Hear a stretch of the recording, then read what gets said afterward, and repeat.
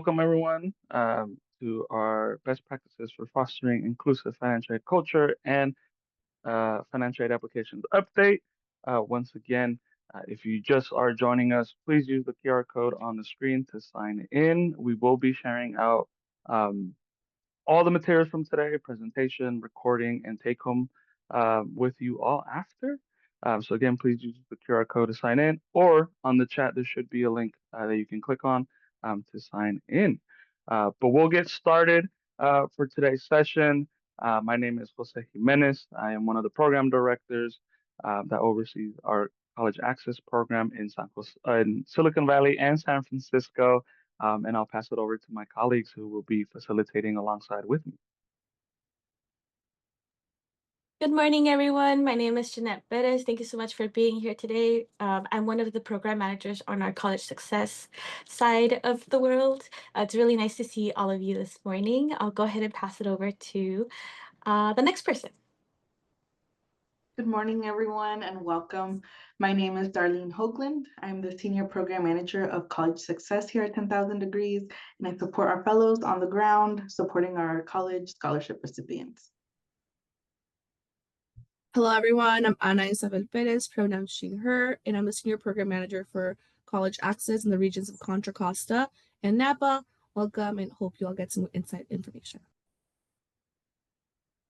Thank you, team. Before we get started, just wanted to share a little bit about us.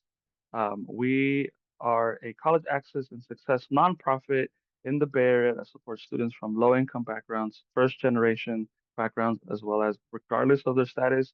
We support students on the following items, which are supporting students with financial aid, college matriculation, and scholarship. We also support 8 different Bay Area counties, which also includes Utah. Yes, Utah. We have a scholarship program there. We as well have awarded scholarships to students to 300 plus different high schools throughout the Bay Area. And our students who are awarded our scholarship attend 57 different community college and 194 different universities in California and nationwide. So for today, today's agenda, we're going to be jumping in right into the FAFSA and the California DREAM Act application updates, because I'm sure all of you are excited to hear of all of the updates for this upcoming season. From there, we'll be going into strategies for building a financial aid culture, and as well as our best practices for working with special populations. And then towards the end, we'll be going over and sharing some of the resources that we recommend you all use during this financial aid season, as well as our other trainers and other events that we will be hosting this upcoming year. I'm going to pass it along to Ana Isabel, who will walk us through our financial aid updates. As questions come up, please feel free to add them on the chat. We will do our best to respond live or in the chat. If we don't get to it, we're going to look at the chats and try to build a Q&A form that we can follow up with any of those questions. So just feel free to add those in the chat. Ana Isabel. Thank you. And like Jose mentioned, a lot of you are excited to look at some of the updates. I will say that before we get started, most of the updates will be from FAFSA, but we'll also talk about the California DREAM Act updates. So the first thing is that the applications have gone back to their original or traditional date of October 1st. So they're soon approaching. Next week already. We're already having the full-blown applications open for students to start signing up for their applications.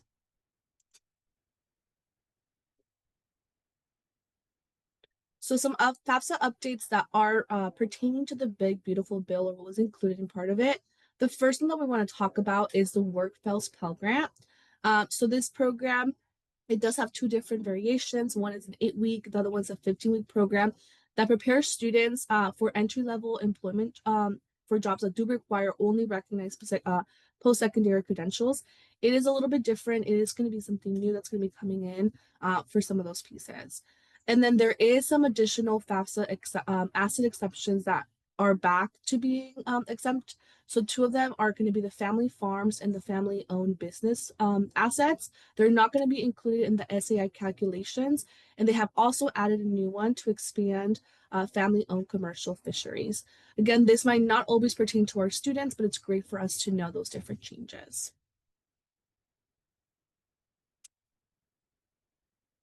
Additionally, foreign income and Pell eligibility.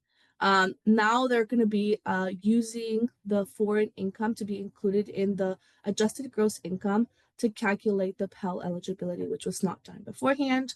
And then the full cost of attendance, scholarships, and grants for students who had received grants and scholarships that were from other non-federal sources. So think of state, private scholarships, etc.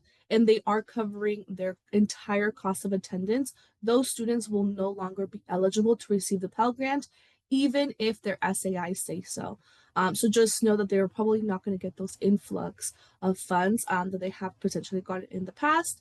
And then for students who also have a high SAI, if it exceeds double the amount of the Pell Grant eligibility, they also are not going to be eligible for any Pell.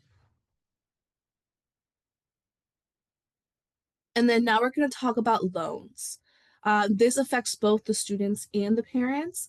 So for the Parent Plus loan, we're going to talk about the annual limits, but also the aggregate limits for them.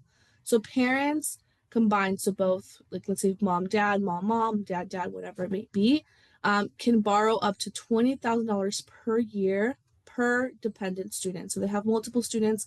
Obviously, that can change. However, they cannot exceed $65,000 for one dependent student. Again, it does not matter if they have forgiven the loan, they have repaid it, they canceled it, or if they've been discharged. For our graduate students, the Graduate Plus Loan Program has been eliminated. There is one little last piece for students. If the students or borrowers of the Grad Plus loan did borrow any before July 1st of 2026, they are going to continue to be able to borrow that for 3 academic years or to whatever their program is expected to end, whichever comes faster. But again, this is only going to be for accredited and credential programs.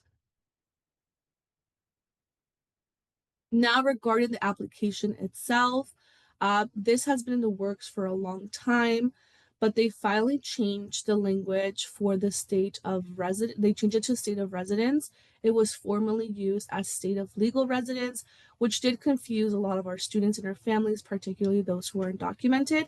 So we're excited that we're at least moving to a more inclusive language to make it easier for them to figure out what they should write down for here. Now, regarding the parent identity verification, again, with the Social Security Administration match, for parents who do have a Social Security number, as long as their information is correct, they will be getting an auto verified with the Social Security Administration. However, they're not able to, they will get additional information for them to be able to verify that. But that should also help a lot of us, particularly when we're helping them during the financial aid nights where we're doing FSA ID the same day we're doing the application. This hopefully will help us in that regard. Parents who don't have a Social Security will continue to be identified through the same identity that they've been doing with TransUnion. And then if they're not able to verify their identity, they will also have to go into the application and enter all of the information manually. So again, this is a great piece for our students who are doing their applications during financial aid nights. Now, when it comes to the contributor flow, there's also been a change. So if the student starts the application for financial aid, they're actually going to be able to invite their parents using an email only. In the past, you had to use their legal first name, date of birth, you had to put their social security, etc., which again prevented a lot of our students from knowing that information, and then they wouldn't continue. The email does not have to be the same one as they use in their account. However, it does have to be an email they have access to.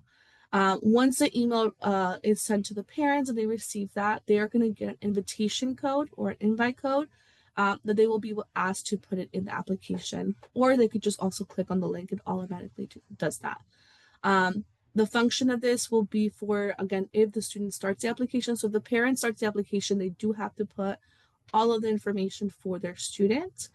A big thing to know is that the invitation code does not expire.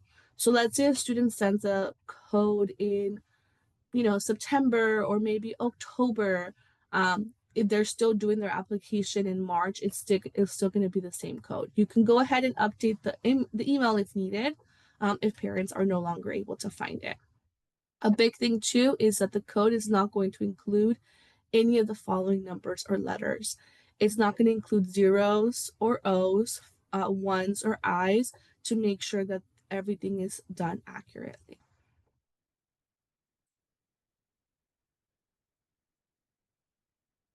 And this is what it's going to look like from the student perspective, right? So you're looking at the left, top left.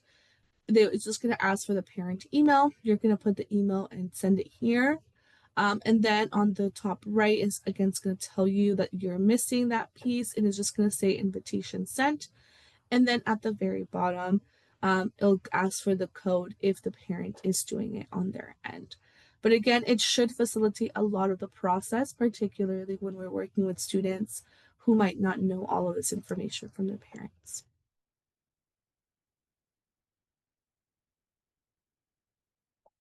Another thing too, again, I know we're about a week away from FAFSA opening up. However, we do want to say that there is a beta testing too, and it's now open. Students can request early access to this, so they're going to be filling out their financial aid application as normal. They do have to go on the student aid website. Again, they're testing all of these different pieces in hopes of getting rid of any glitches that we've definitely seen the last couple of years. And hopefully they're getting those beforehand. If the student does decide to complete the FAFSA or does participate in the beta testing, they will be able to get all of the stuff correctly. They don't have to do another application in the future. But again, they are going to be reviewed from their schools as it comes along. And please note that, again, there might still be additional bugs that they might encounter. There is a selection process, and it has to be randomized. So we don't know if students who do want to do it will always receive it. However, if you have a student who's interested, you would just go to the student aid website and then you can request the access here, and then you'll see if you got picked.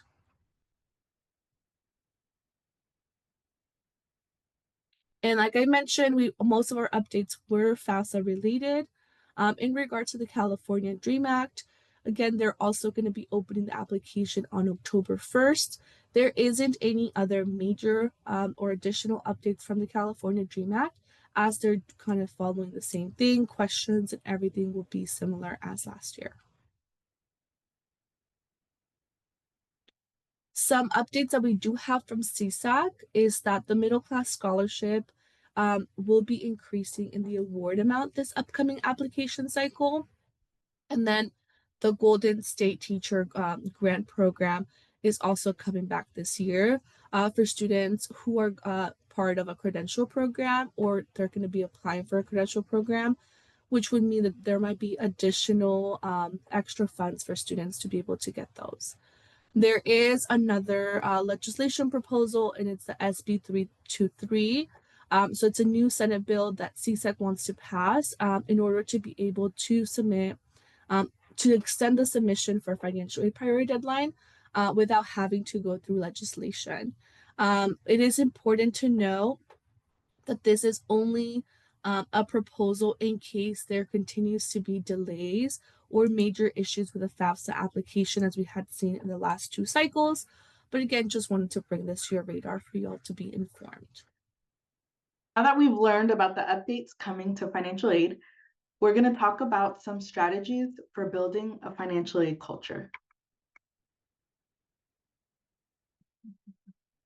The foundation for building and strengthening financial aid culture on campus is to build a sense of belonging, and it begins with each and every one of us.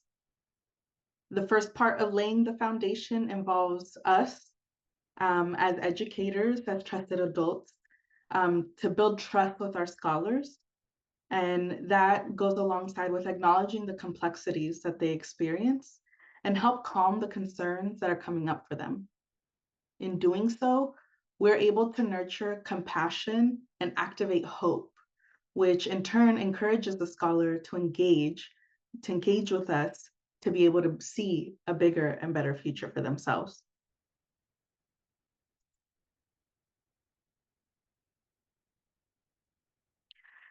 Now, let's take about 30 minutes, about 30 seconds to a minute to think about what you already do throughout the financial aid season that helps your students feel seen and heard throughout this application season.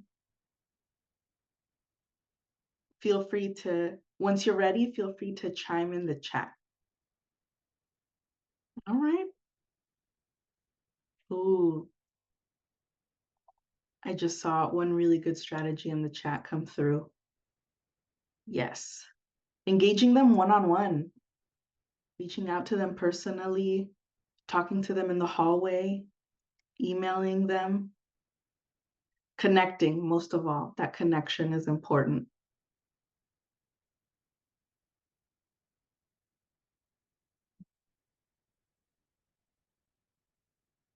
Yes.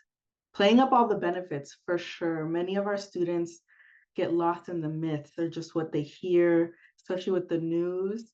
It's good definitely to talk about the benefits of financial aid. Inclusivity, yes. Being able to engage with our families in a language that they feel comfortable with.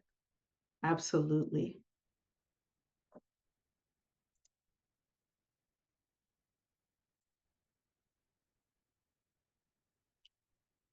Yes, well, as you all are alluding to, and as we move on to the next slide, I think the big part that you all are mentioning is, connecting in an inclusive way. So with that, remembering that financial aid is collaborative, right? That is an important part of being able to build and strengthen a financial aid culture.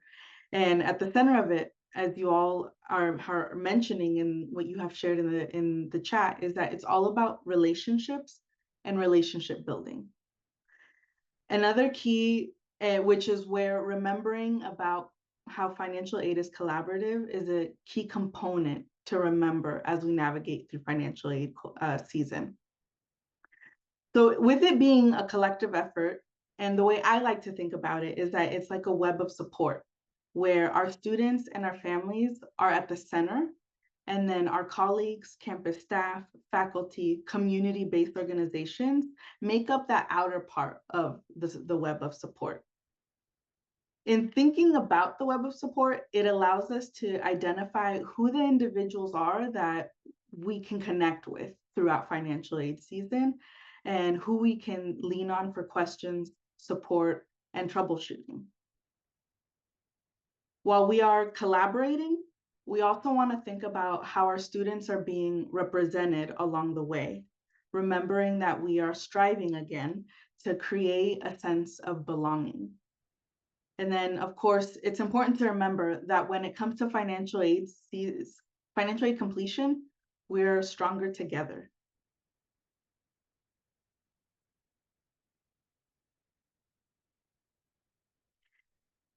As we just learned, financial aid is about to kick off on October 1st. So as we get ready for the season to begin, we also want to take a moment to think about where and how we can get innovative when it comes to engagement. First and foremost, thinking about how we can create a fun environment for our students. Some examples that we've been a part of is, campus is hosting financial aid nights with live translation. So again, we saw in the chat somebody mentioning engaging with families in a language that they understand. So having translation available for our students and their families to be able to connect and engage. Something also to consider when hosting events where they're more family oriented. It also, especially for those events that are happening, later in the evening, is thinking about providing a meal, providing food, letting families know that, we acknowledge and recognize that we want you to come, and that means you may not have the time to spend around a meal at home, but don't worry, you can get that with us while we're able to tell you about financial aid. Doing so is going to increase, student and family attendance, because again, these, our students and our families are going to be at the center of financial aid season. Another idea that I heard earlier today is hosting a senior night, right? Senior nights give the opportunity to talk to our seniors about all the things that they can expect throughout financial aid season. And approach it for these events is to be able to also provide a resource fair. And this can, again, thinking about that web of support, thinking about all the organizations that can come into play to support our students throughout financial aid season. And then, of course, thinking about, centering equity throughout the process of outreaching to our students. I saw in the chat folks talking about connecting one-on-one, sending them text directly, emailing them directly, talking to them in the hallways. So thinking about, who are the students that we work with that would benefit the most from applying for financial aid, and creating a strategy to be able to connect with them, and inviting them to event. And then, of course, hosting the event, having the event is one thing. It's also good to, once the event is all wrapped up, to take the time to reflect. Think about what were the gaps that came up, and was there an opportunity to collaborate with CBOs or other partners in the community that are there to support, our students and their families as well.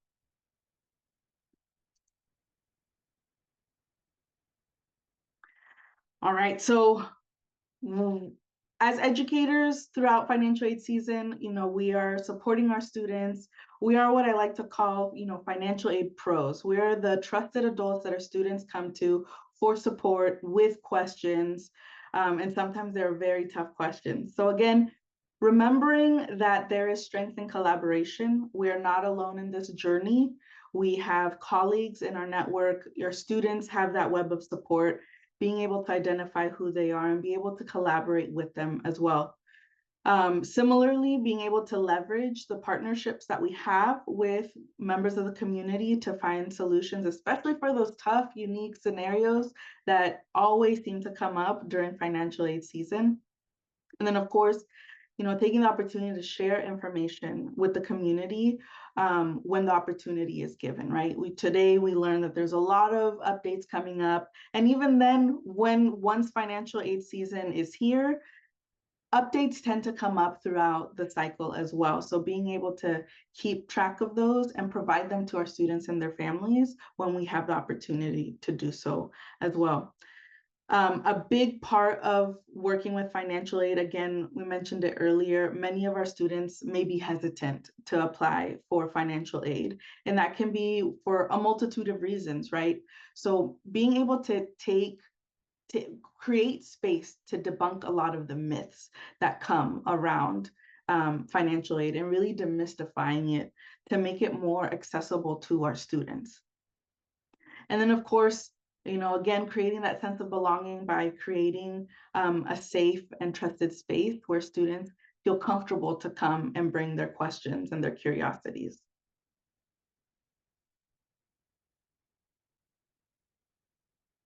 All right.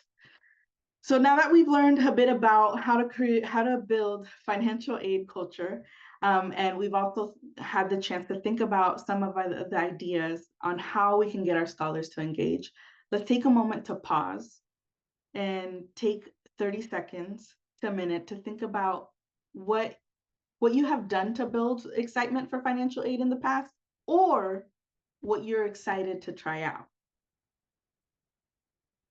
I love that we're already sharing ideas of how to collaborate with our members of the community in the chat. I love it.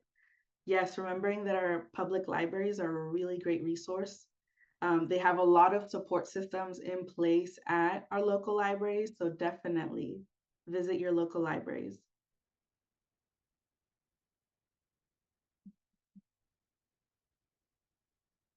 I know one thing to chime in, one thing that we have done, you know, we definitely work with our students. We definitely encourage them to fill out their financial aid applications. We're a big fan of incentivizing our students. So, you know, we definitely have funding set aside that we use for this time of the year to encourage them to get to submit. And it makes them feel good, right? When we say, you know, if you fill out your financial aid form, you can get a $50 gift card. And many of our students definitely jump on that opportunity.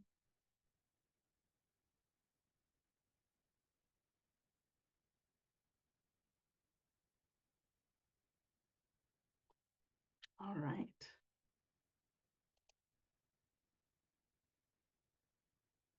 We can move on to the next slide. Okay. And, you know, to bring us back, you know, as financial aid pros, we will encounter really tough scenarios with our students. And inevitably, there will be a question, there will be a scenario that we will be unable to answer. And that may be for other reasons that we're going to talk about. So for example, you know, our role as financial aid pros is to be able to provide knowledgeable support around financial aid and its completion. With that, you know, like I said, inevitably there will be a scenario that we will be unable to answer. And typically that tends to come around tax questions or legal advice. So when filling out these applications, we want to recognize the limits that we are not tax professionals and we are not legal advisors as well. So when those questions and scenarios come up, remember that we want to recommend and advise our students and their families to consult with those qualified experts. We have some examples here of how we've been able to support our students through that process when those questions and scenarios come up. For tax preparation, we definitely we have utilized the resources like United Ways and Community Action Marin. They either have tax preparers that will come in to support, or they're a great resource to help members of the community be connected with organizations that can support with tax questions. When it comes to legal advice, again, you know, we want to recommend and refer our students and their families to the experts. So an example of an organization that we've provided for our students is a referral to Legal Aid of Marin. That being said, you know, we're seeing that these resources, a couple of these resources are definitely regionally based. So our best practice is to be able to create a list of resources and organizations that exist in your local community that you can have ready and handy, just ready to go for financial aid season that you can provide to students when those scenarios come up.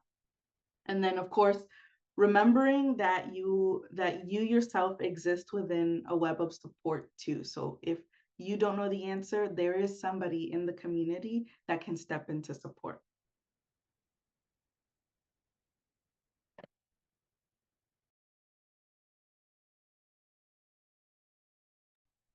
Perfect. Now we're going to switch up to talk a little bit more about best practices or additional tips of working with students from special or particular populations. So when we're talking about students with from special populations, we often focus on the following. Obviously not the extensive list, but these are the ones we're going to be discussing about today. So we looking at undocumented students, students who might either have asylee status or in the process, foster youth, student experiencing homelessness, and also some of the students who might have been designated as McKinney-Vento. So we talk about our students, particularly what makes them undocumented. We want to stick to very like legal terms as to how like it's defined by USCIS, but it usually comes down to those who have entered the United States without the proper inspection through USCIS, or folks who might have come but also overstayed any of the visas that they were given. And also some students who also might be in the process of changing their documentation status, but again, might have temporary protected status that still leaves them in an undocumented state. And some examples for that is students who have DACA, students who might have TPS, U visa, or are currently in the process of other applications or in the process of adjusting their status. Again, our undocumented students come from very different backgrounds and got to the United States through different avenues. As we think about it, our preferred language when it comes to our students is undocumented. And we'll talk a little bit more about other terms that are self-defiant or also have been used to define our undocumented population. So other definitions that students have self-designated themselves, it's dreamer. And this one was mainly with DACA, where a lot of students were self-designating as dreamers. Again, this is a politically coined term that is often described to high-achieving young students who arrive in childhood. I think a big part of in a lot of the conversation has always been of the duality of how this can also be demoralizing to some students who might not fit that target, right? Who might not fit the high achieving, and also it does not include their parents or other students who might have arrived when they were young adults or their teenagers, etc. So again, this is a self-designated designated definition, but we want to make sure that we're talking about it. The other one too is some students might either self-identify or will be identified as immigrants. One thing that we also want to be really mindful of, particularly in our current political state, is that being an immigrant does not always equate to being undocumented. There is nothing wrong with either of them. However, knowing the different possibilities also helps us understand where our students are coming from. And this might also already be like maybe a review for you all, but again, we just want to make sure that we're on the same page because sometimes either counselors or other folks from different campuses still might use some of these definitions. So how do we also maybe call people in to be more inclusive with their language? Similarly, the word alien has been used in a very derogatory term throughout the years, right? Even when you're looking at students that have a green card or have adjusted their status, it was often considered their alien number or their A number. Now there has been a shift to USCIS number. However, again, that term still has a lot of impact. It can also be really hard for a lot of our families or just other folks to hear that term and think of it in a positive way. The other piece too that we wanted to talk about is again the newcomer or our newly arrived students. We usually think of the students who are considered newly arrived or newcomers as students who have been at a high school for 3 years or less. And again, just because you're a newcomer does not mean they're undocumented. And I think oftentimes our students, particularly those who don't dominate the language of English, they get kind of boxed into a very particular piece, which sometimes limits what they apply or should apply for. And again, all of these are defined differently by institutions or by different school sites. But we just wanted to, again, remind you all that our preferred term is undocumented for our students who are undocumented. Obviously, we still talk about immigrants. Can we go to the next slide, please? And we wanted to give you all this diagram to, again, just see where those different things overlap and also how they're very different. So again, on the left side, we have our undocumented students, right? So our students who have no citizenship or legal permanent residency or any status that has been permanent for them. Then we have our newly arrived students, right? Our students who have arrived to the U.S. within the last 3 years. And we have our citizen or legal permanent resident. So those are the ones that are born in the US or have gained legal permanent residency. But again, you see that there is some overlap between our undocumented students and our newly arrived, right? So some students who are newly arrived might not have those documents. So they're both a newly arrived student, but also undocumented. And again, similarly, we might have students who either have arrived for the first time or might have returned to the US, and therefore they might still be considered newly arrived, but could also potentially be a legal resident or a citizen. Oftentimes, you see that with students who might have been born in the US and their family decided to relocate to another country, particularly their home country, and the student decides to come back either for school or at the college level or whatever it may be. But again, we just want to make sure that we're very clear in the different definitions. However, I want to be very mindful that this is a lot of information to also take in, and it's not an expectation that you know everything all the time. But again, how we can create more inclusive language makes it a little bit easier and more streamlined as we move forward.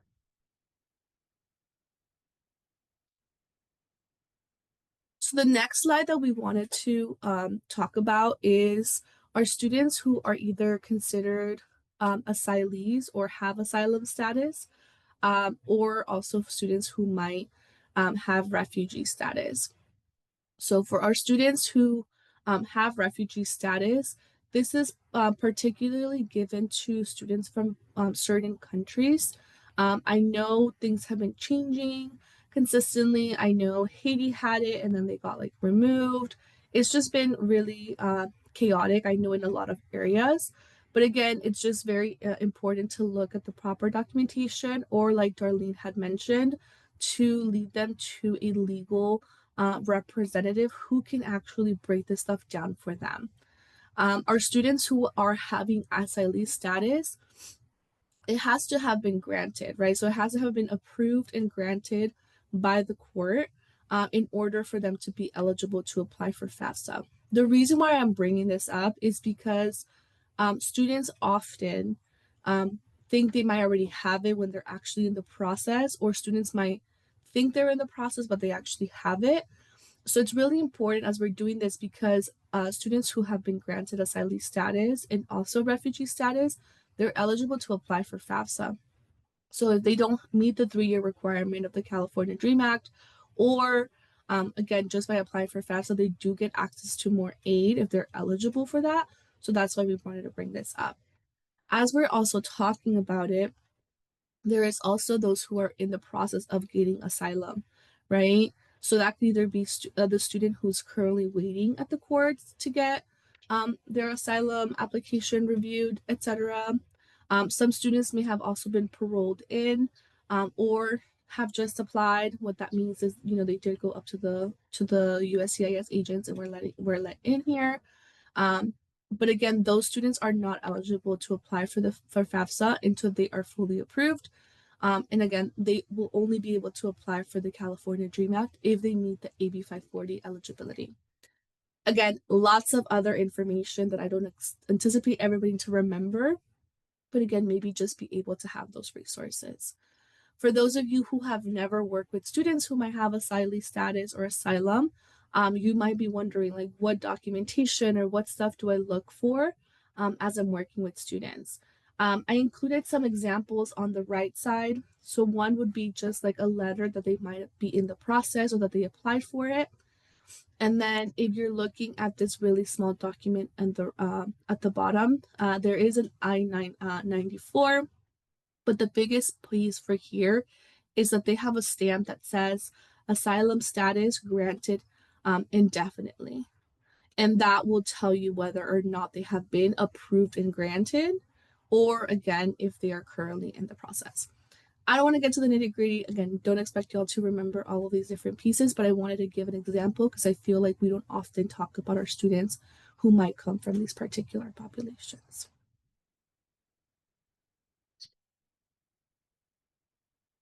Now we're going to switch gears a little bit to our students who might either be considered homeless or also unaccompanied youth. So for students who might fall into any of these categories, there's always going to be a question in the FAFSA, again, whether the student is in that category or not, but it will always ask about if after July 1st, this time it's going to be after July 1st of 2025, if the student was unaccompanied youth who is either homeless or self-reporting at risk of being homeless, right? So if that pertains to your student, make sure you say yes. As we talk about the different definitions of homeless or at risk of being homeless, they're often also designated at McKinney-Vento. So the formal definition is that they're lacking fixed, regular, and adequate housing. This includes living in shelters, parks, motels, hotels, public spaces, camping grounds, cars, abandoned buildings, or temporarily living with other people because the student has nowhere else to go, also known as couch surfing. I know some counties, if the family is also living in a multi-family home, so like let's say 2, 3 families live in the same home, some families might still be considered McKinney-Vento because it goes back to they don't have the fixed, regular, adequate housing if they're consistently moving around. So just know that sometimes they might already be designated as such, even if the student might not know they're part of that. When we talk about unaccompanied, we talk about our youth who have entered the country and are not living in the physical custody of their parent and or legal guardian. Again, they might have some other folks, again, couch surfing, anything else that might be part of that. But again, that also goes with it. And then youth, for FAFSA and the California DREAM Act purposes, we often look at any student who's under the age of 24. And I know that's not always traditionally what we look at or say when we're talking about students. But again, this is the definitions that we are going to be working with. For the students who are homeless or at risk of being homeless, a big part of it too is that if they do answer yes to that question, it should also be informed to somebody in their school or for folks who are supporting to see if they're able to make sure that the school also has it on their records. In my experience, some students might be couch surfing and not realize that they're technically considered at risk of being homeless or homeless. And therefore, if they say yes to the question but don't have the proof later on for financial aid, they might still not be able to get the support that they need. So again, this is just really important to advocate for them or give them the tools to advocate for themselves. And now we're going to briefly go into our foster youth. So it will be questions regarding if since the age of 13, if they were in foster care. This does include different pieces regarding of if they were in foster care even for just one day, whether or not they're part of the foster care today, right? And that could be due to very different pieces.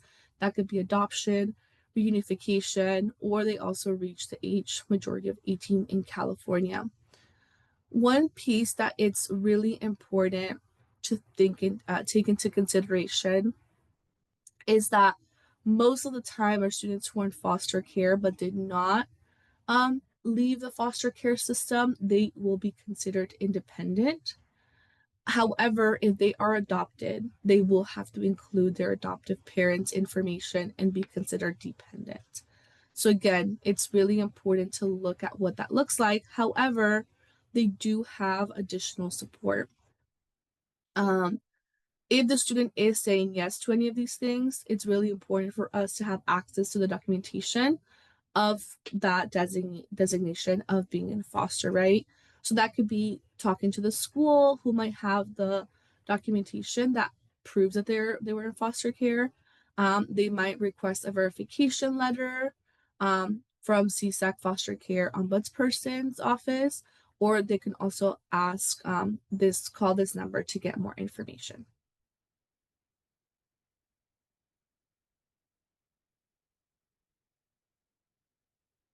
And then just a quick refresher.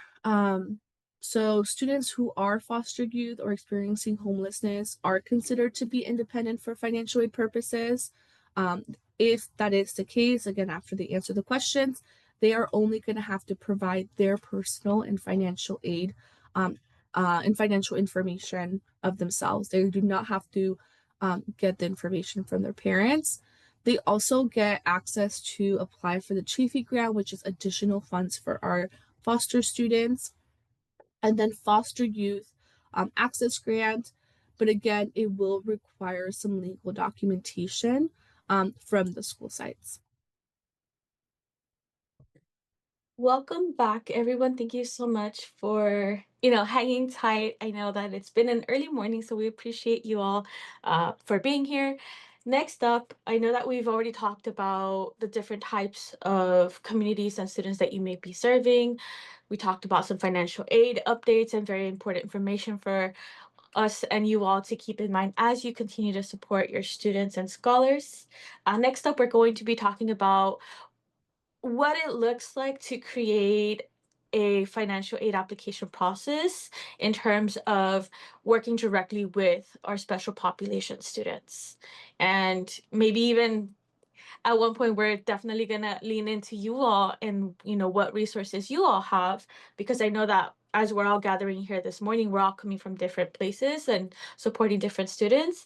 And so know that we appreciate you all chipping in as well. You all are also a great resource for everyone in this space, so thank you. Next up is creating a college culture, right? I know that Darlene talked about having items translated into multiple languages, and that is a very big part of it, right? And one of the things that we do often is really lean in on the CBO partner support system that we have at the different sites that we serve. We also do a lot of district support. Are there resources available to us that help provide that lift so that we can focus on other items that allows us to further support our students, right? So who are you leaning into? What are those resources looking like, especially when it comes to translating or providing documents that give information on what documents do you need for your financial aid applications, and being mindful that there is more than one. And although here in the state of California, we do more often see the FAFSA and the California Dream Act, but we also have the CSS profile, right? When we think about making these spaces and support systems inclusive to all students and families, we also think about how are they able to receive information of upcoming submit workshops more specifically, because there are different ways for us to engage our communities, right? We have info nights, we have actual workshops to help with the applications. And so in these spaces, when it comes to providing information in the different languages that our communities understand and are able to digest this very complex system that is financial aid and financial aid support, providing live translation, right? That often can make a very, very big impact, especially as we're trying to get our communities to have a buy-in in really understanding the importance of submitting a financial aid application for their students and scholars, right? We also want to be able to make sure that we're aware that we are providing these different types of spaces for them so that they feel welcome. They know that there is a space for them to come in and foster that relationship, that trust overall, because as you know, it's already challenging to have our students engage with us, right? So when we add a more complex theme around it, such as like providing personal information or having to discuss really challenging topics like how much money does your family make, and where do you live, or how long have resided in this like county or like area, or how long have all of these complexities that come along with being a student who wants to pursue a higher education path.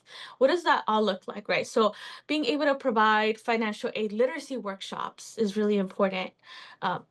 Breaking down, it's not just an application, and there is follow-up after that, right? You apply, but you also want to be like, hey, great, you did the big first step, and that's very scary. What does that look like after, right? Knowing that they may have to submit supporting documentation for, let's say, verifying that they are AB 540 eligible, right? Or for like Ana Isabel mentioned, for our foster youth, that they were in fact awarded the court and they are eligible for the different types of grants that are available to them. Really making sure that we hone in onto those on-campus resources that Darlene mentioned, right? Some Cash for College, or another example for us, I think, since the start of the pandemic, we've had to shift the way that we provide resources for our students and communities. There was more of a shift towards, okay, we can't meet in person. How do we, adjust and elevate the resources that we have? And that's having a virtual space. I know that for us, we're having a virtual summit and also virtual info session. It's not as common today because I know that we're able to meet more in person, and although there's still a strong sense of fear around, like, COVID, or understandably so, there are other concerns and challenges that our communities are experiencing at the moment.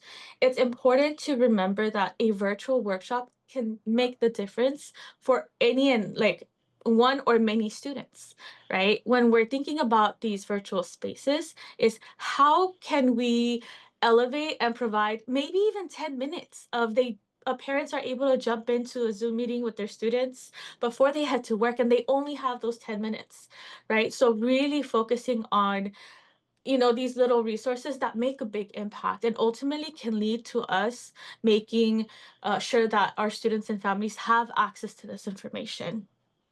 We also want to make sure that we have an inclusive list of what it looks like to be financially supported once a student goes into that four-year college university or even a community college, right? It's very real where, depending on the system that our students are interested in attending or the type of educational path that they're pursuing, that financial support is absolutely important and often makes a difference on how our students are able to access these resources. When we tell them about the paid work opportunities available, it makes a difference, especially in this case, our special population students may encounter thoughts about, like, I can't afford college, or yeah, I have access to, I may be eligible for the California Dream Act, but that's only covering so much. What other opportunities are available? We hear CSAC talking a lot about that volunteer opportunity that provides a stipend, right? A lot of the times, I don't know if you all have attended recently, but usually they give us a status update. We've had a lot of applicants. We haven't had a lot of applicants. We have more funding this year. Funding's kind of like cutting it close because we've had so many students interested, right? So just remembering that, yes, we can name these resources, but how do we break down that information to make sure that it's not just, hey, it's here, but hey, it's here. Let's take a look at the eligibility requirements. Let's take a look at, what does the timeline for this look like? And what type of support do you need in order to make sure that we go from point A to point B, despite everything that is happening around you, right? Like, how can we make sure that you get there if this is something that you are interested in? And so this also involves, taking the time to make sure that we understand the student and family experiences. Ana Isabel did a great job at really highlighting the complexities around what it means to be a student who may be categorized as a special pop student, right? Understanding that, yes, we're not going to know all of the answers, so we're not going to be able to remember what these different populations of students look like. However, we can take the initiative of starting to become familiarized with, hey, this is a different circumstance. Let's explore this with someone that has a larger knowledge on this, is more of an expert, or is someone that can point you to the resources that you need to access in order to be successful. And so understanding that sometimes technology can play a big factor in how we access this, right? Is it important to have more micro um, info sessions, like a almost like a speed dating type of thing? Remember, like, use the resources available to you, make them accessible. Have ask your students. I think a lot of the time we think, oh, we can do this or we can do that, but what does that actually look like in the lens of a student experience, right? As we're supporting them, I think it's important to remember that we're there to support them. At the end of the day, we also should be tapping into their experiences. And if they're open to, or if they have an idea of like, hey, how do you process information the best? What helps you in understanding something that maybe is new to you or unfamiliar, right? And just asking those simple questions to our students and asking what that looks like at home maybe can help highlight and identify ways that you can be strategic in supporting your students and their families. Next slide, please. Now, that's one side of it, right? We're now going into what that looks like in terms of a physical space. I love that we have someone that is a part of the library, and actually that makes me really excited, because how do you leverage the partnership with the library? You can have a workshop there, right? And I know that the library often does have little rooms, right? Study rooms, maybe. And a big part of providing support, especially to our special pop students, is making use of those confidential spaces to be able to allow for privacy, especially when we're trying to have, yeah, Rachel, thank you. It makes me so excited because I think it's a resource that we can definitely cross collaborate, right? How are you leveraging those partnerships in your community? And you show that you're being strength-based by making sure that you're able to have a space where, you know, private conversations can take place while also still being a part of the larger space. And so when we're thinking about active listening and having a strength-based approach, we also want to make sure that as we're engaging in these workshops or conversations with students, we're paying attention to those nonverbal cues. I know there's a lot going on in the world. Our minds are everywhere. We're trying to like help more than one student, because realistically, um, the students and families every year, like there's a lot, right? And it's like it could be a small group of us, one person, two people, for like a caseload of 100 or more at times, right? But how do you take little things like, you know, their tone of voice, their expression, how they show up? Verbal, like nonverbal cues can be essentially very helpful in identifying, can I match their level? Like they seem a little bit anxious. Okay, maybe I lower my tone. Maybe, you know, I ask, hey, you know, how are you feeling today? Or, you know, how can I like support you? Really paying attention to that, especially when we're looking at the different ways that we can have these spaces, right? When we're online, it's something that we have practiced with our teams is making sure that no matter what, unless we are having tech issues, we do our best to give them access to us visually, right? We are able to say, hey, you can see me, and it's okay that you don't see, like that if you can't have your camera on, or if you don't feel comfortable, maybe today's an off day, that's okay. Feel free to have your camera off. I will have my camera on just because I want you to be able to see the way that I am engaging with you. And naming that in itself will automatically already start to build a level of trust where our students are going to be like, okay, this person is here, they see me, and that's okay, right? You can encourage them to turn their cameras on, but again, it's not something that we should be insisting on. And I know I just spoke about nonverbal cues, but that in itself would be something to pay attention to, right? If they're like, oh, most students in my experience have been like, oh yeah, let me turn it on, and they'll like turn it on and they'll be super engaged. Sometimes they're like, oh, I'm just really tired, or I just came from class or something, and it's like, oh, okay, that means that I need to adjust to how I'm providing the information. I know right now, maybe I'm talking a little bit fast. Maybe it's like, okay, how's your day? Like, what's going on? Like, can you, like, how, like, what are you, do you have any questions? Maybe slow down the pace a little bit, and adjust, right? When you're in person, again, going back to offering a quiet space for the student and information to be shared while still in public, because a lot of the times, and especially so when working with our special pop students, is recognizing that anything that they share with us can make them feel very vulnerable, right? Like very open and very exposed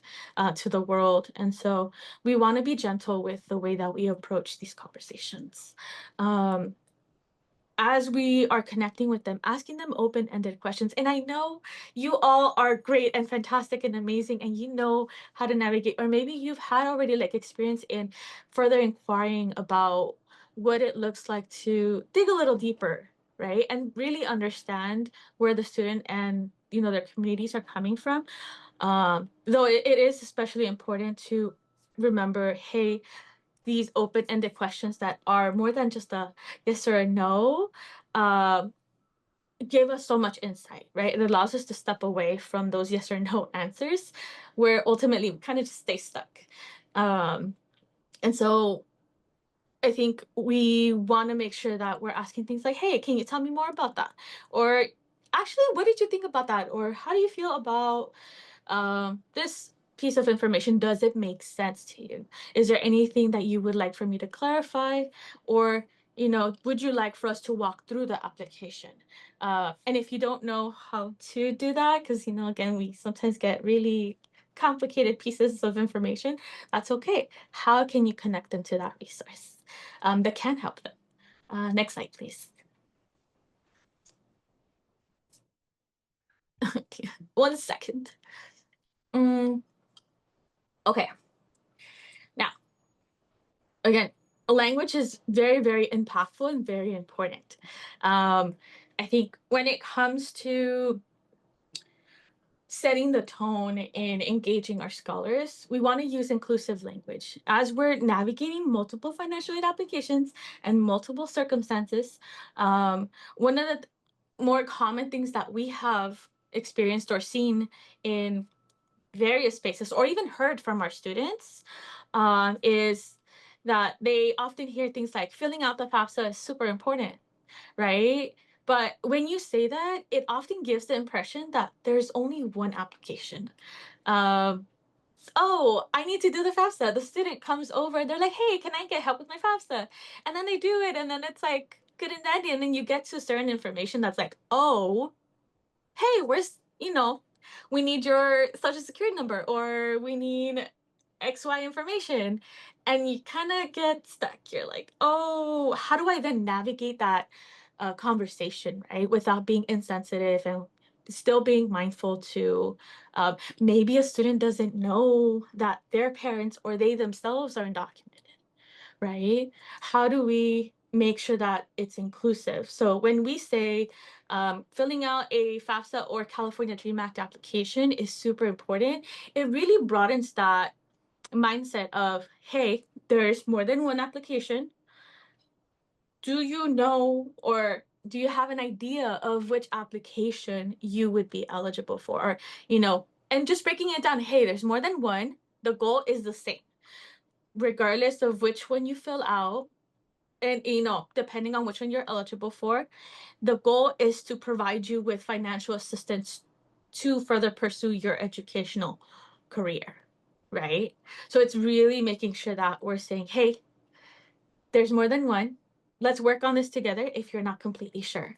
I know it's easy to say FAFSA because that's it's everywhere, just like the California Dream Act. But we want to name both, or default to just saying financial aid application, and that in itself starts a snowball effect of, oh, which one do I qualify for?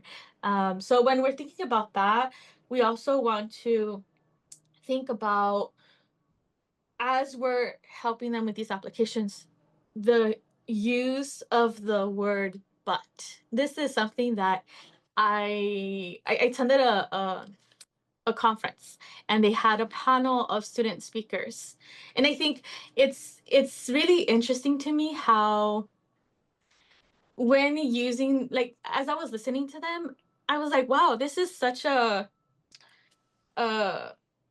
what may feel small, because on our day to day, you may say, yeah, hey, so we finished the application, but now we need to do da da da da da, right? Like that in itself already provides it kind of brings it like, oh yeah, great, you did that, but you need to do this, and regardless of the tone that you use, this student shared that when the term but was used, or when the word but was used, it kind of just brought a sense of like dread, and felt like it wasn't making, like they weren't making much progress, because unfortunately there was still something that was needing to be done.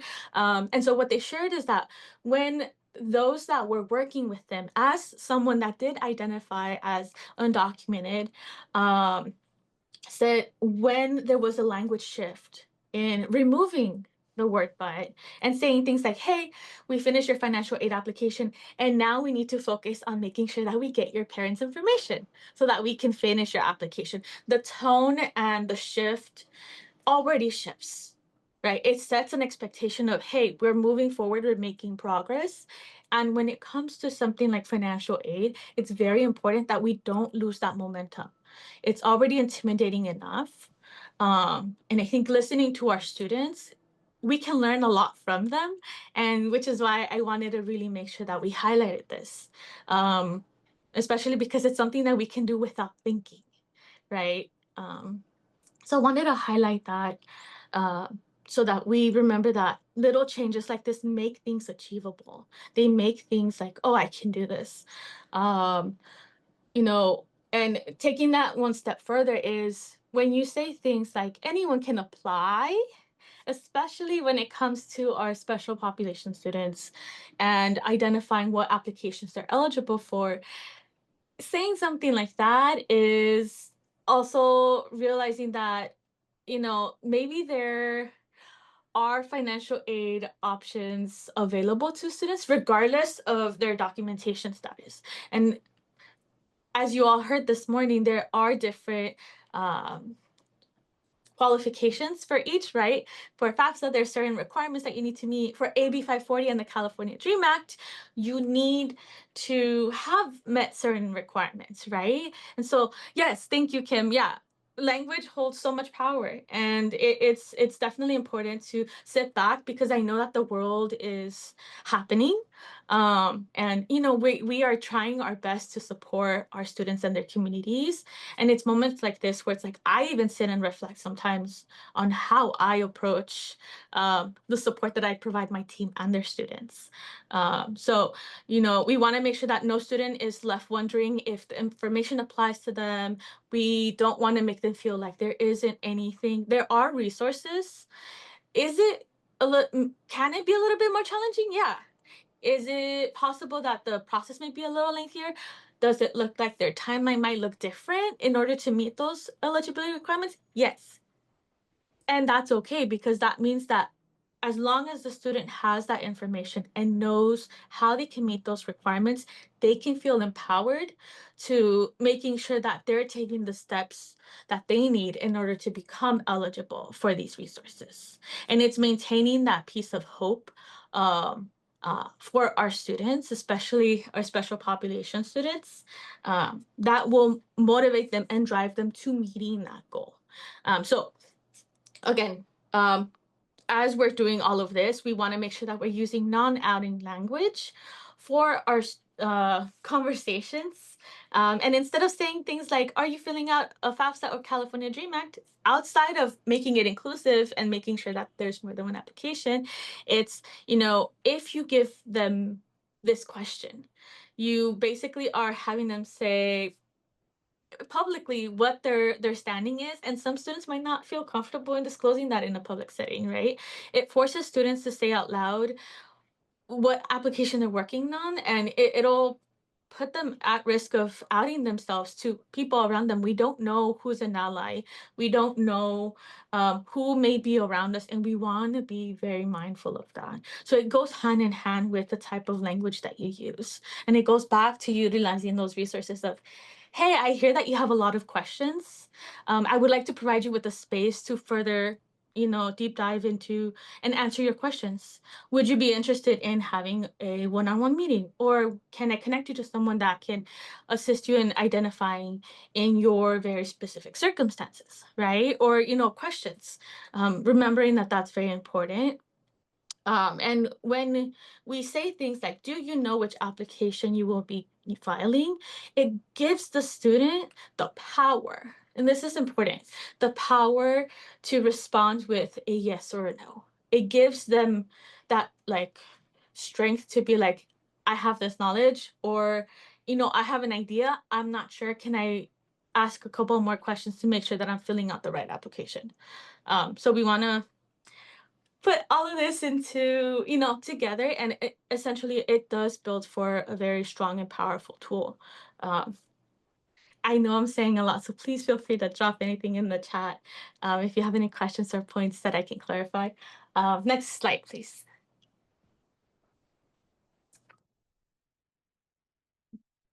To continue on,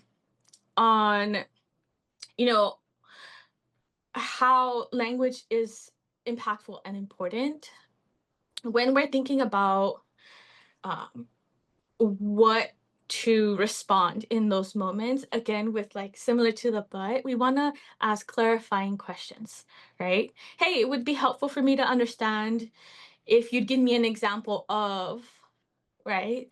Again, that openness of allowing them to further give information, making sure that we're providing supportive responses.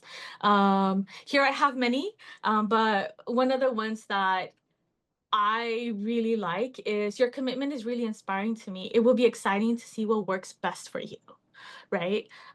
Give them that authority back, because at the end of the day, we are the ones that are very privileged to be able to work with our student population as a whole, but more importantly, to be given that space to share with them and allowing them to be vulnerable. And so we want to continue that support, right? Providing them with non-judgmental responses like, thank you for sharing your thoughts. Can you tell me more about, and what does that look like, right?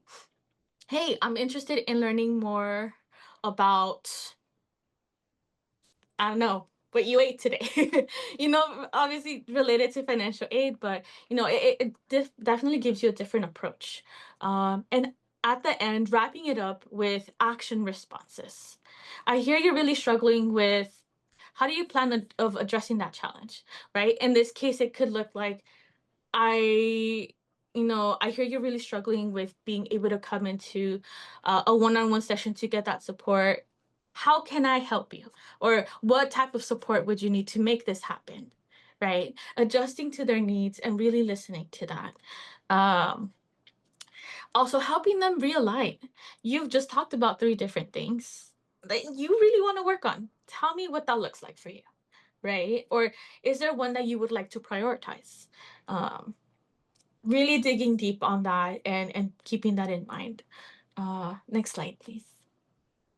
Promise, we're almost done. Hang in there.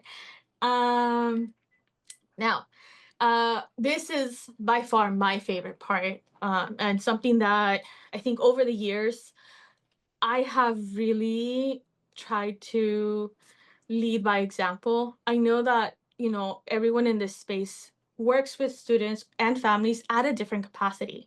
You may be at a school site, you may be at a library, you may be at a nonprofit organization where you're really like a caseworker, you manage student caseloads.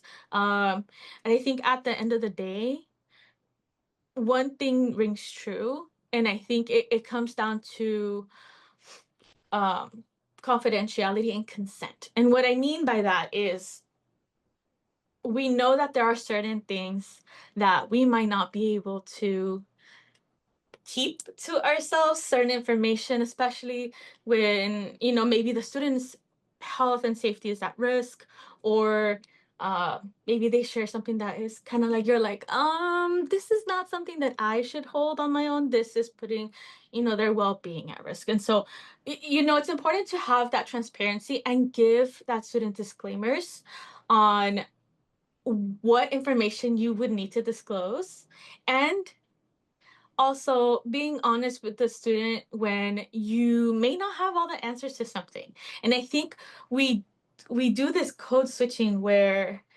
in our heads, at least for me, I can say this for myself, I'm like, oh, I don't know how to do this, let me think about how I can figure this out. And I like take a moment and I process their question, and then I'm like, no, wait, I want to involve them in this conversation.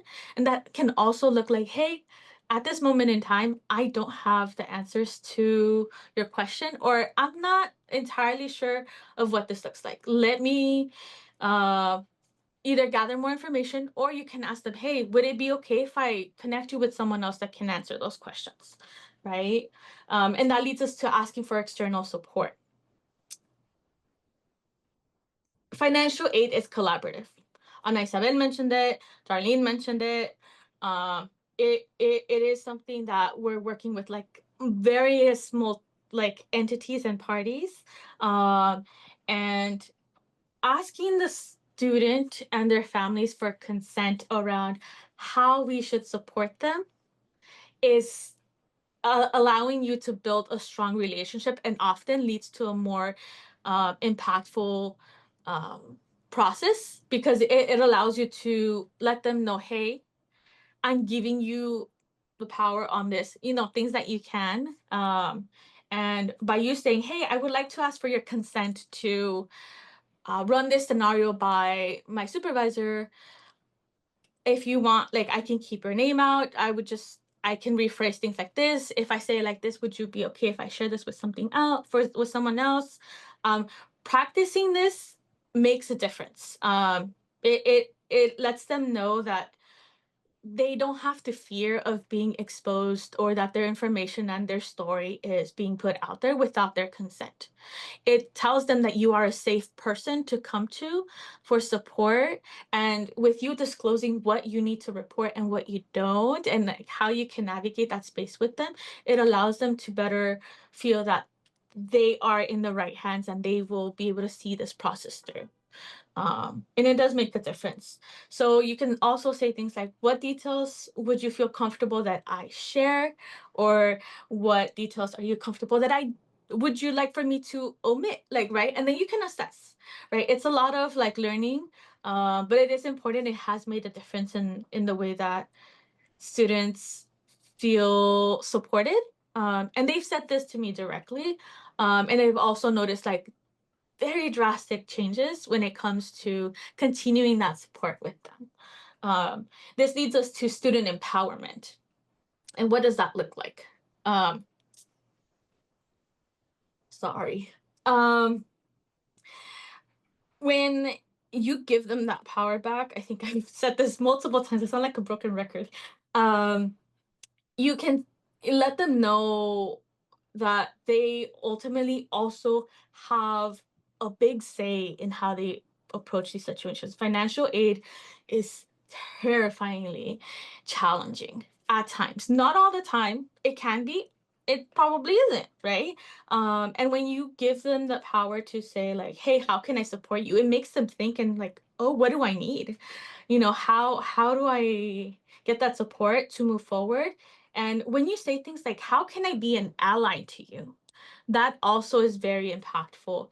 And, it recognizes that we are coming in from an outsider's perspective. And what we're trying to do is support them without imposing our own views, our own practices.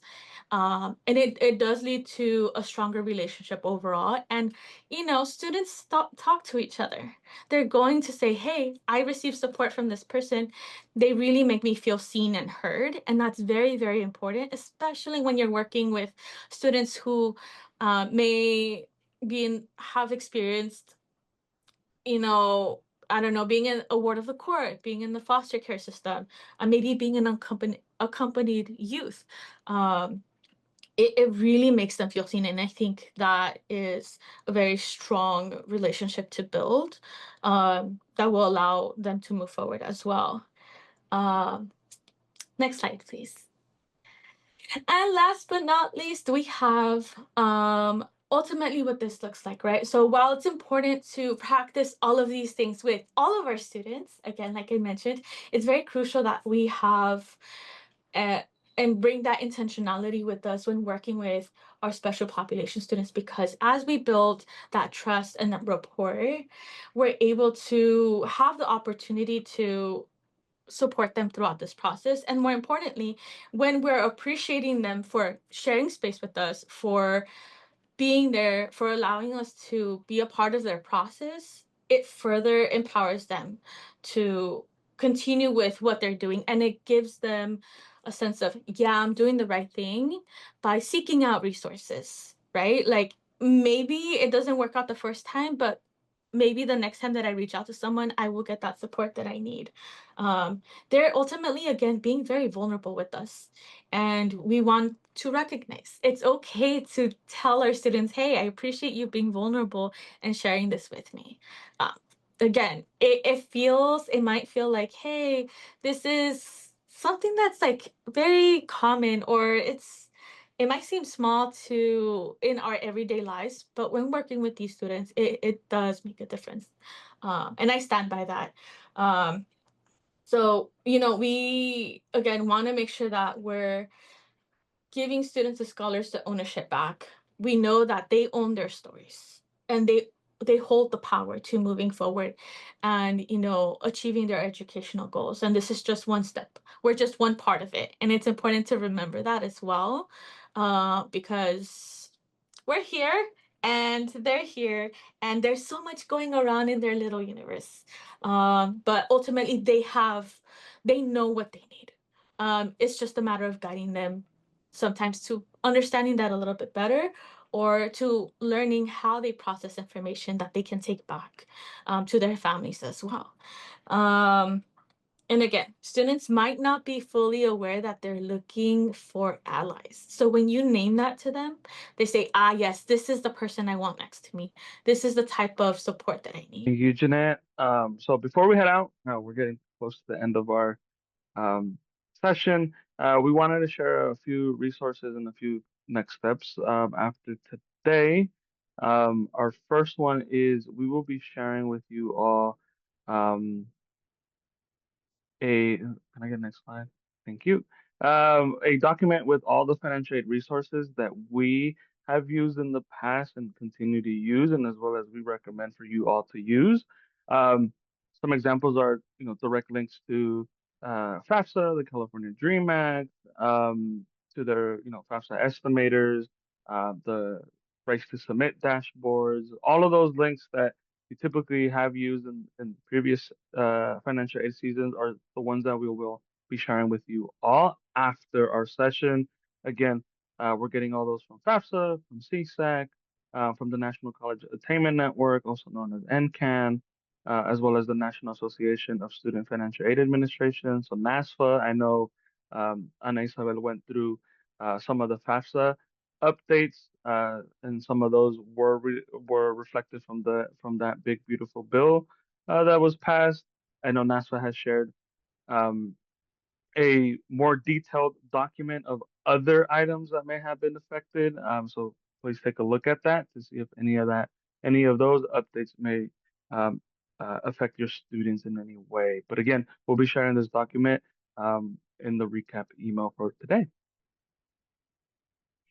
Also, we want to take the time just to share about Cal Kids. Many of you may have already seen Cal Kids or heard about Cal Kids, but it's just a state initiative to start supporting students in California with the college savings account. I know that there potentially students may be able to receive up to $1,500 from the state. Um, so just wanted to bring that up to you all. Who is eligible? Students who were enrolled um, in the academic year 21-22 as of October 6th of 2021. So again, you might have some college students, freshmen or sophomores, who might still have some funds there. So definitely reconnecting with them and letting them know about this eligibility or this opportunity, as well as your current seniors, or even if they have younger siblings, they might also have some funds that potentially may be available for them. And here are some of the awards amounts. There's about $500 for low-income students, and then additionally, there's some awards if students are foster youth or homeless youth. Um, but again, just wanted to share this with you all today, as well as, like I mentioned, it is for um, just to start students' college savings kind of fund that can be used for any of their potential college and or career training degrees. And it helps with tuition, books, and supplies. It does get sent directly to the school site or to the college that they want to use these funds for. Um, so it's something to keep an eye out. We can get the next slide. Um, in order to see if students are eligible, just going to calkids.org and clicking on their eligibility bucket and then adding students' information. It will ask for students' 10-digit statewide student identifier, also known as the SSI ID, which can be found easily on a transcript or on the student's um, contact page on the database that your school is using, like Aries, Infinite Campus, Synergy, whatever database you all are using, needing that number, and then students will be able to check if they are eligible for this. Again, it's a state initiative. We're just putting it here as a plug for your students, as there might be some money that they can access. Also, we want to remind you all that our 10,000 Degree Scholarship will be opening up October 1st. So next week, we will be opening at the same time as FAFSA and the California Dream Act. Our deadline is priority deadline is March 2nd. We don't ask for any GPA or test scores. We don't ask for any citizenship or documentation status. The only items that we do ask from students is that they want to continue to pursue their higher education, that being a career technical program, community college, or a 4-year college university, and demonstrate financial need. And the way that students can demonstrate that need is by submitting either the FAFSA or the California Dream Act application. If students aren't able to submit either of those applications, we still encourage your student to submit the application, and our scholarship team will reach out to ask for alternative documentation that can be submitted to prove students' financial need. So again, even if they don't apply to either one of them, please still have your students fill it out. Um, and all of the application is done through our 10,000 Degrees student portal, which will be created when the student applies the first time. They'll be able to hit save and come back uh, to when are able to submit their um, scholarship. As we do ask for students to submit proof of FAFSA or the California Dream Act submission, which displays their SAI. Also, today was the first of our Train the Trainer series for this academic year. We do have 4 more happening throughout this academic year. We want to invite you all to please sign up and attend. Um, the link is there, 10,000degrees.org slash train the trainer. If you can, again, if you are interested in any of these, please sign up. I know for some of them, like the ones in March or May, and even November, you're like, I don't know if I'm available.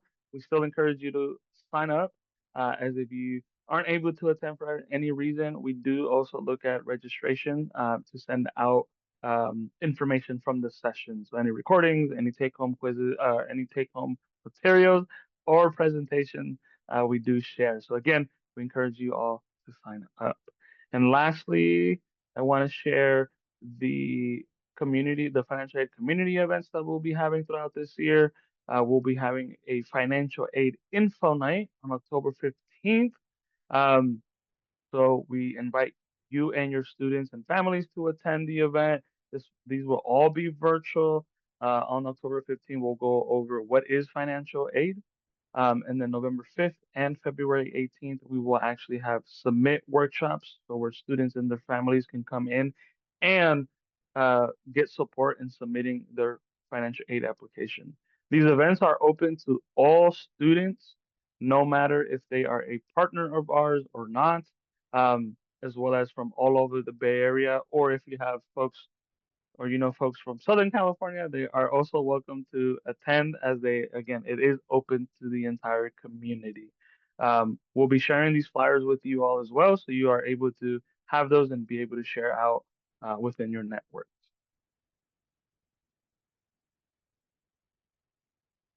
And then just want to say thank you all for attending. If you have filled out our last poll of the day, thank you for coming to our session today.